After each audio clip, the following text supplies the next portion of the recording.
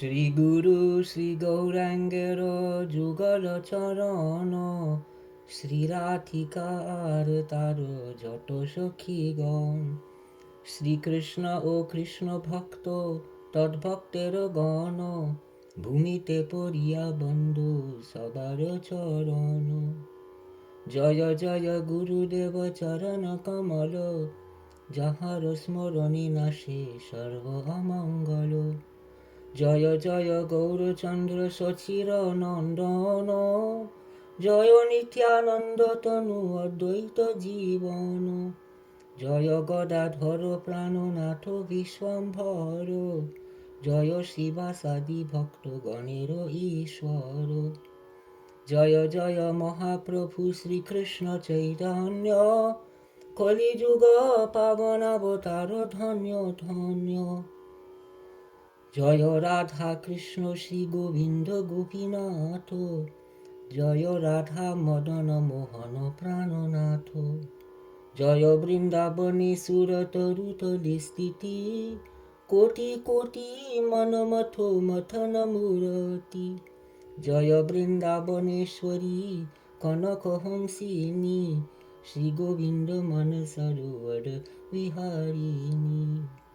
জয় ললিতাদি সখী গণের জীবন, জয় কীর্তি দ্বার কীর্তি বল্লী অনুপম। Srimad Bhagavatam, Canto 10, Chapter 44. Om, all hail to Almighty Vasudeva. The argument. This part tells how Rama and Krishna slew the wrestlers and all of their retinue. The bold encounter, the death of the king, how widows were consoled with comforting, the brothers thus removed the cause of fear, then reunited with their parents dear. Sri Shuka said,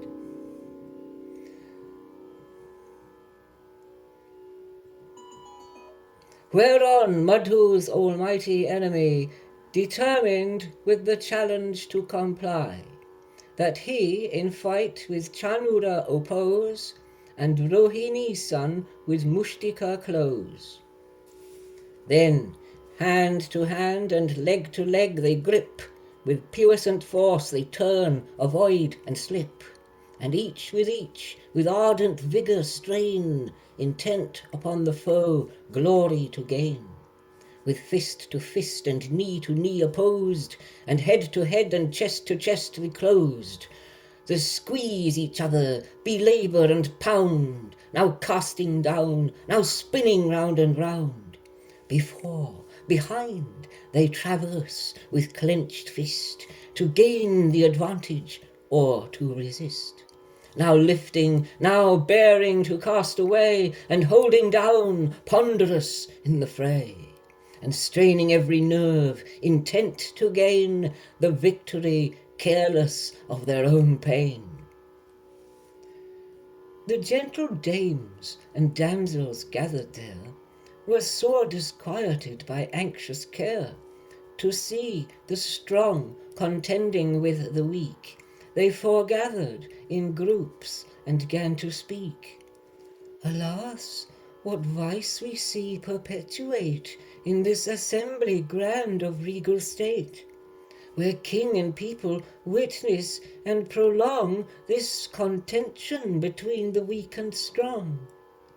Oh, why with their soft limbs and tender age should these two youths with those wrestlers engage, whose massy limbs are as the levins shock, with puissant strength hard as the mountain rock?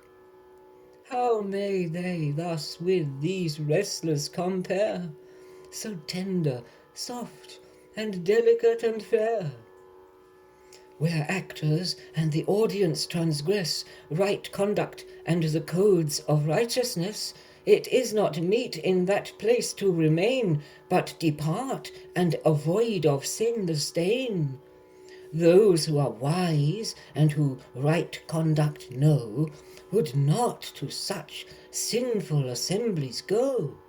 And if, perchance, once having entered in, pleads ignorance, incurs thereby great sin. Mark Krishna there, bounding with sprightly grace, with perspiration dripping from his face, which seemeth as the lotus bloom to view, with its interior all wet with dew.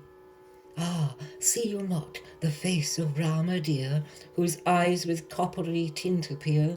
Mark how he laughs with anger and disdain, for Mustika and combat doth maintain.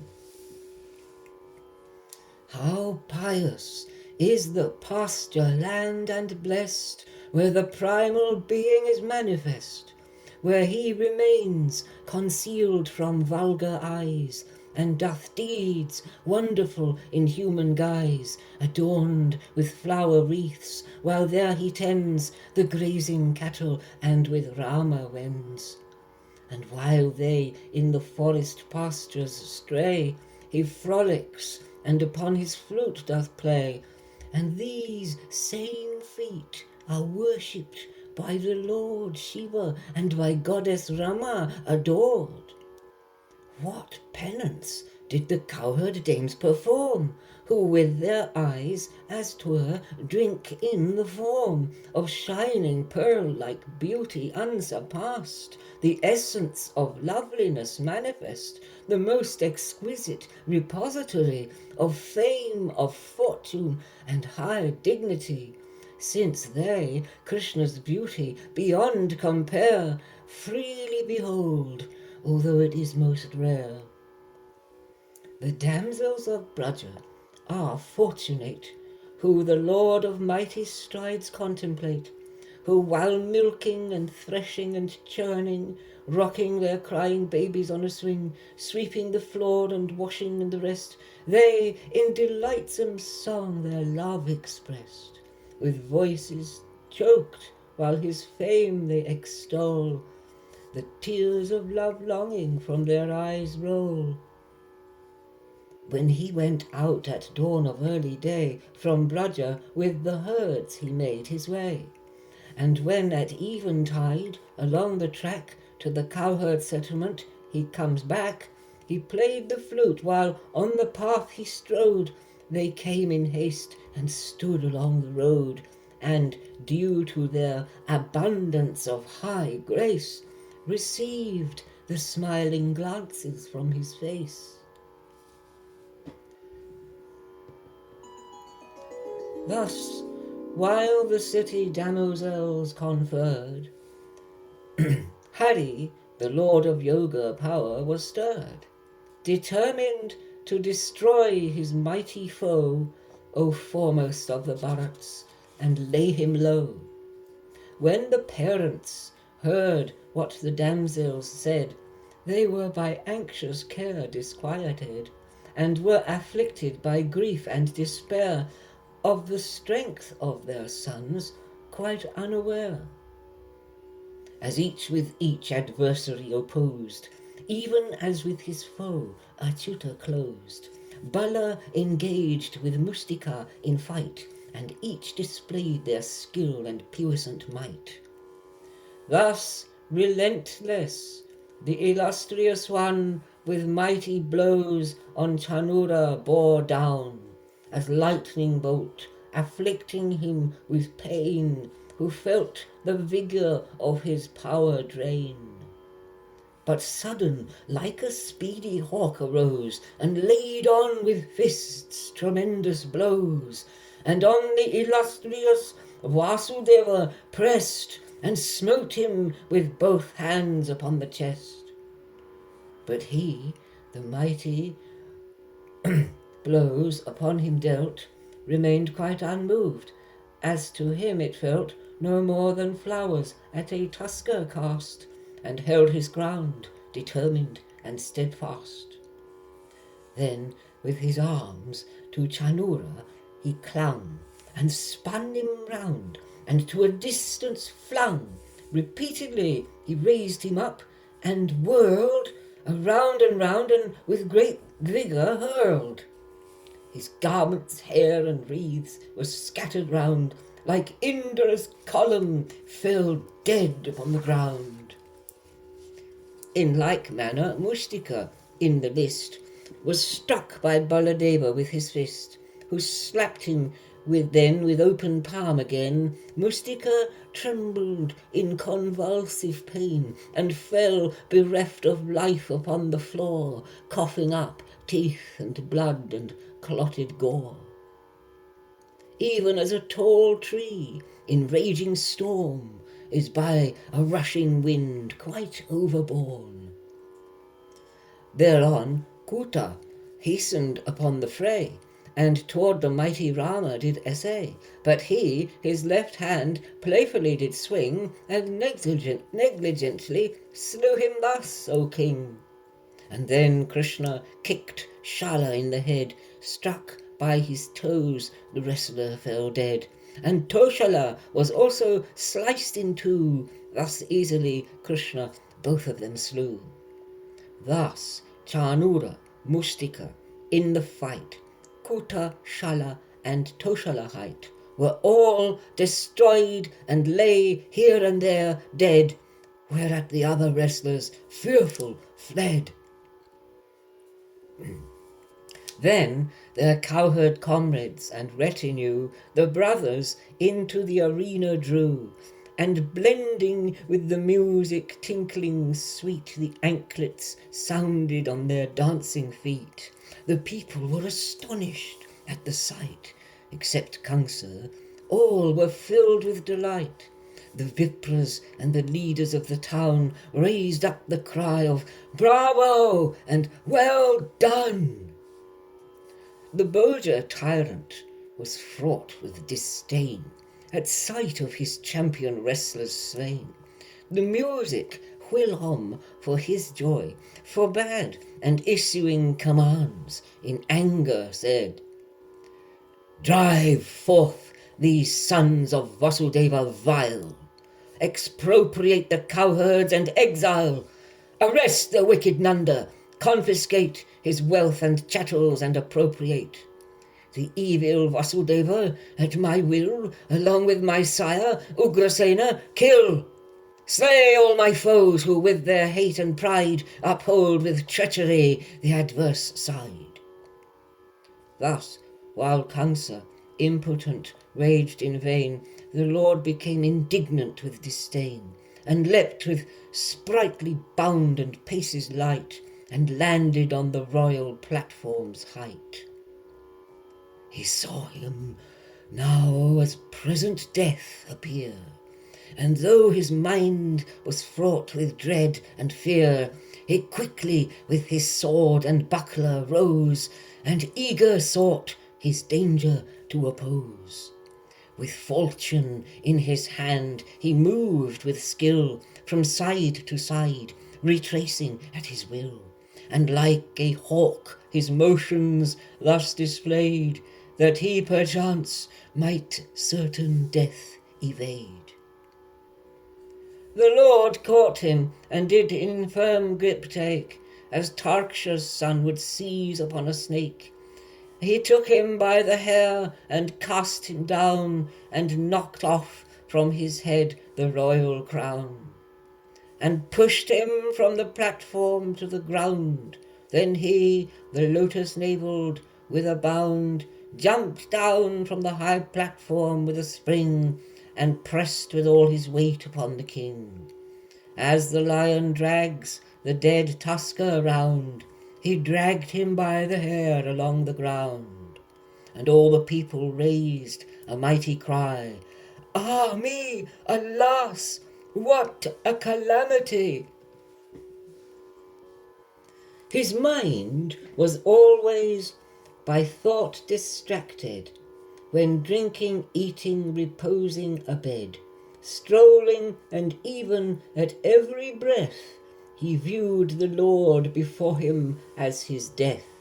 His mind upon the disk-wielder remained, and the rare boon of the same form attained.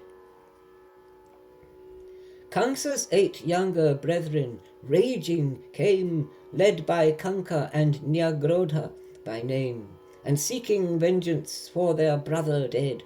They were extremely infuriated, and as they swiftly came forward to smite, Rohini's son was ready for the fight, and his massive club down upon them falls, as Lion King midst lesser animals. The kettle drums resounded in the sky, Brahma and Isha from their place on high, and gods and their wives in festivity dropped flowers, sang and danced in ecstasy. The widows of the heroes forward pressed, at their well-wishers' loss they were distressed, and full of sorrow, plunged in miseries, they struck their heads and breasts. No, they struck their heads and tears rolled from their eyes. They saw their hero husbands lying dead upon the ground, a hero's final bed, and as their tears relentlessly rolled down, in loud lamentation they made their moan. Alas, O master mine, O righteous one, without your favour we are quite undone, since by your death we have lost everything, a kind master, fine house and fair offspring. The city now, its potent master left, is of all glory and splendour bereft, and all the festive fortune known before is now with us a blessed thing no more. But you have outraged creatures innocent, most terrible and cruel and violent, and how can one who occasions distress attain to a complacent happiness? This Lord is he who all doth comprehend, of all creatures the origin and end, and he it is whom all life doth sustain. Who slights him never can happiness gain. Sri Shuka said, Thereon the royal ladies were consoled by the illustrious, who doth uphold the world and all within it doth maintain, and obsequies were sped as texts ordain. Rama and Krishna then in haste proceed to have their mother and their father freed, and having done so, bowed in reverence meet, and placed their heads respectful at their feet. Devaki and Vasudeva with awe, perceiving their godhood in what they saw, from embracing they did themselves restrain, and with joined palms reverent did remain. Here ends chapter 44, book 10 of the great and glorious Bhagavat Purana, the text beloved of swan-like saints, sung by the son of Vyasa. And now, chapter 45. Sri Shuka said, observing how his parents at that time were awestruck by his majesty divine, considering that now this should not be, he cast his spell of Maya potency, by which his own devotees are beguiled to look upon him as a mortal child. He then toward his parents forward pressed, with his elder of Sattvatas the best, and bowing low, respectful and sincere, he said, O dear mother, O father dear, on our account you were to grief inured, and much anxiety and stress endured. Our infancy, boyhood and budding youth have passed away in forced absence, forsooth. Irrevocable fate would not permit for us to dwell with you or by you sit, as children with their parents wont to joy at home and pampered luxury enjoy. The body wherewith true welfare is gained is born to parents and by them maintained, and none there is, or who has been able yet, in 100 years to pay the debt. That son who is capable and in health, but fails to provide from abundant wealth, and succours not his parents with his pelf, he is in hell compelled to eat himself. A man who ancient parents abandons, a pious wife and young innocent sons, who disregards the meek and suppliant, the elders, vipras, and the indigent, and though capable fails to succour these, must be considered dead, although he breathes. We too were helpless in our infancy, and due to fear of Kamsa's tyranny, we were unable reverence to pay to you, and have wasted many a day. Indeed, we were not independent. Thus, O Father, O Mother, please forgive us. We have not served you with filial care. The wicked one was cause of great despair. Sri Shuka said, Hari, who did thus a human form take, though soul of all the universe, thus spake. Enchanted, in their arms they clasped him tight, beside themselves with excess of delight. They sprinkled him with tears that from joy spring, bound by the cords of affection, O King. Their throats were choked, their minds with bliss were stirred, and, overwhelmed, could not utter a word. And thus, consoling his dear parents, he, the illustrious son of Devaki, then Ugrasena his grandsire did bring, and had him installed as the Yadu king, and said, O dread sovereign, what is thy will? Command us thy subjects, we shall fulfill. The curse of old Yayati we must own, that no Yadu may sit upon the throne. When I, thy servant, thy commands obey, the gods themselves will solemn tribute pay, with due meekness and lowered diadem. What then of other proud rulers of men? He then arranged for the resettlement of emigres and those in banishment, the Yadus, Vrishnis, Andakas who fled, Madhus, Dasarhas, Kukuras were led, and all the clans by Kamsa's reign appalled from the adjacent regions were recalled. Their palaces and homes reoccupied, and were with means of livelihood supplied. Thus he, the maker of the world divine, did valuable gifts to each assign. Now, in Krishna and Sankarsana's arms, they were protected from further alarms. They joyed at home, and all pleasures achieved, and Krishna and Rama their grief relieved. Each day, with love, they revelled in the grace to look upon Mukunda's lotus face, whose comely gracious expression beguiles with constant kind glances and tender smiles. There even the old of many a year with strength and youthful vigour did appear. Since their eyes with Mukunda's face were filled, they quaffed the lotus nectar thence distilled.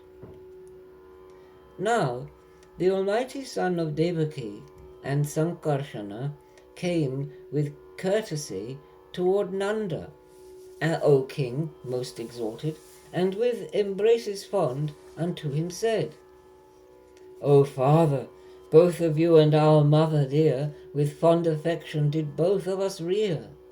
The love by parents to their offspring shown exceeds considerations of their own. He is the father, and she the mother styled, who nourish and maintain another's child, whose relatives have forsaken all care, unable to protect them and to rear. Dear father, and all of ye cowherd men, Go to the cowherd settlement again. We wish to give joy to our friends who yearn for us, but we shall soon to you return. Thus, comforting Nanda with his kind word, the illustrious Achyuta conferred fine gifts of raiment, ornament and gem, vessels, and thus honoured the cowherd men. And when Nanda had heard all that he said, he embraced them with love disquieted, and while he did so, tears flow from his eyes. Then with the cowherds he to Braja hies.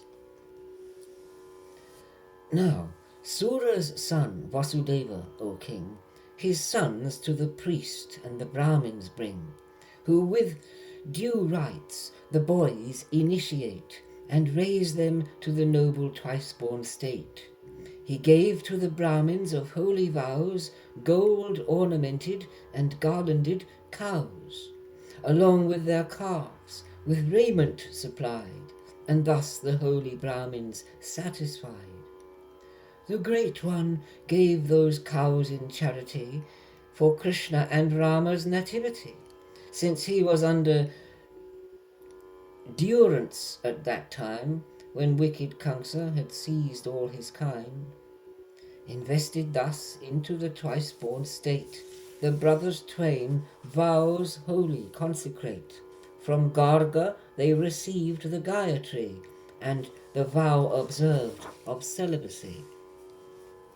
Although they were the source of sapience, world rulers endued with omniscience, self-accomplished, pure and immaculate, yet human disposition imitate. Their wisdom they concealed and made their way to the school of a preceptor to stay. Desirous to learn and dwell they came to the teacher Sandipani by name, who was a native of ancient Kashi, now resident in Avanti city. The brothers twain, sincere and self-subdued, the teacher serve with humble attitude, and showed by their conduct exemplary to love the teacher as a deity. That twice-born preceptor was satisfied, and by their love and service gratified. The Vedas and Upanishads imparts, the 6 collieries in all their parts. He taught them texts on how the bow to draw, the martial arts, virtue and codes of law, the methods of didactical debate, and the 6 codes for kings ruling the state. Though they were the expounders and the source of learning, to learning they had recourse. And hearing each subject but once described, those foremost ones all those subjects imbibed. The 64 arts to them he conveys, they learn in 64 nights and days. On graduation they make offering of the due fee and payment, mighty king. That learned one, of twice-born men the best, observed the great wonder and was impressed. He thought that such capacity of mind exceeded the limits of humankind. And in consultation with his good wife, he chose the restoration of the life of their young son who was swept out to sea, and this the boon he would choose as his fee.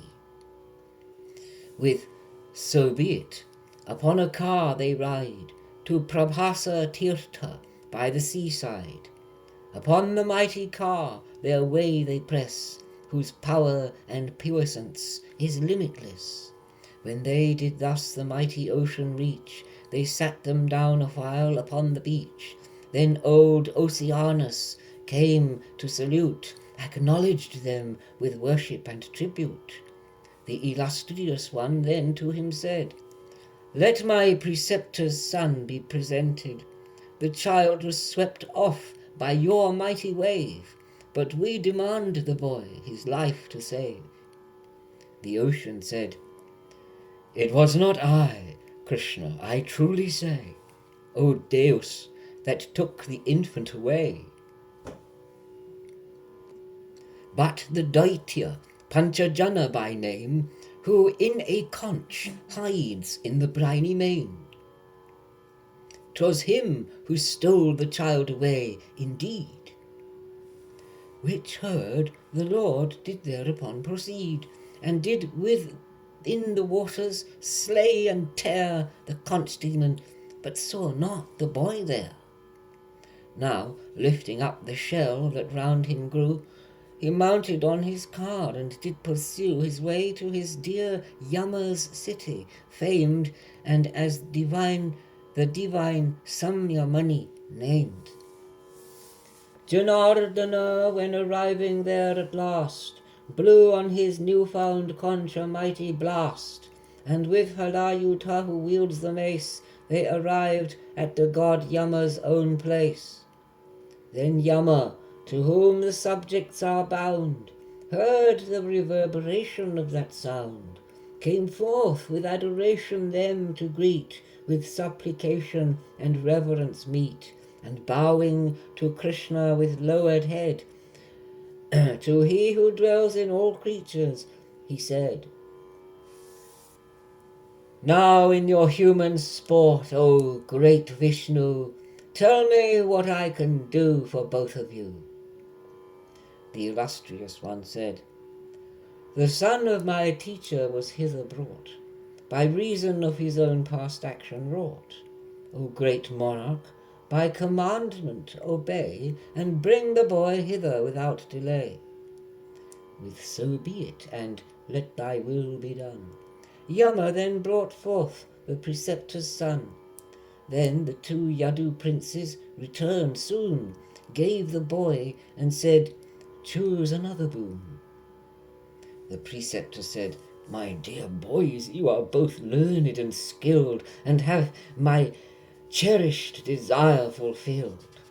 A teacher who such worthy pupils gains, what further desire with him remains?